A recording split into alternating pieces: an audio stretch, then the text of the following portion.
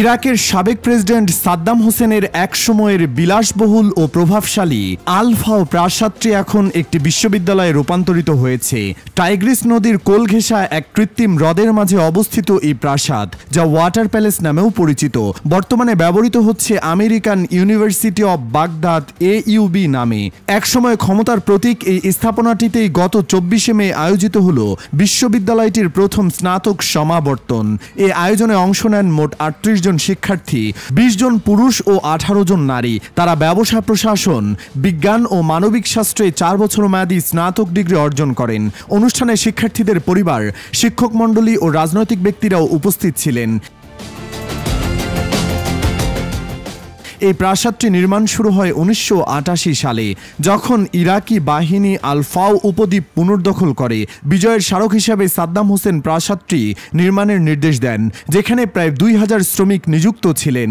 তাদের মধ্যে ছিলেন বিদেশি নাগরিক ও বন্দীরাও। প্রাসাদটির ভেতরে রয়েছে 62টি কক্ষ, মার্বেল মেঝে, সোনার প্রলেপযুক্ত বাথরুম, কারুকার্য খচিত ছাদ, 25 ফুট উচ্চতার সিলিং এবং বিশাল ঝাড়বাতি। দেয়াল জুড়ে সাদ্দাম হোসেনের নাম খোদাই করা রয়েছে। 2003 সালে ইরাক যুদ্ধের সময় প্রাসাদটি মার্কিন সেনাবাহিনীর সদর দপ্তর হিসেবে ব্যবহৃত হতো। পরবর্তীতে ইরাকি উদ্যোক্তা সাদি সাইহুদের উদ্যোগে এই প্রাসাদটি একটি আন্তর্জাতিক মানের বিশ্ববিদ্যালয়ে রূপান্তর করা হয়। তার লক্ষ্য ছিল যুদ্ধবিধ্বস্ত ইরাকে উচ্চশিক্ষার নতুন দিগন্ত উন্মোচন করা। বর্তমানে AUB আন্তর্জাতিক পর্যায়ের বিভিন্ন বিশ্ববিদ্যালয়ের সঙ্গে যৌথভাবে কাজ করছে।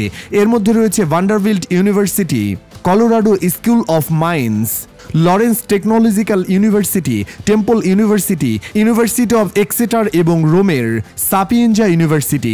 বিশ্ববিদ্যালয়টির প্রেসিডেন্ট ডক্টর মাইকেল মুলনিক্স বলেন, যুদ্ধ ও অবহেলা ধ্বংসপ্রাপ্ত একটি স্থাপনা আজ এক মর্যাদাপূর্ণ অলাভজনক শিক্ষা প্রতিষ্ঠানে রূপ নিয়েছে।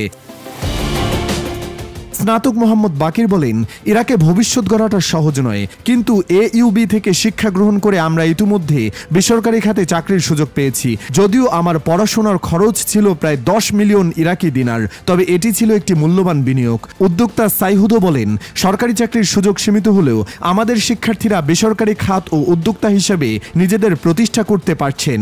একসময় যে স্থানটি ছিল শাসক শ্রেণীর একচ্ছত্র ক্ষমতার প্রতীক, সেটি আজ হয়ে উঠেছে নতুন প্রজন্মের স্বপ্ন পূরণের পাঠশালা। এই রূপান্তর কেবল একটি ভবনের নয়, বরং এটি যুদ্ধ থেকে পুনর্গঠনের এক শক্তিশালী প্রতীক।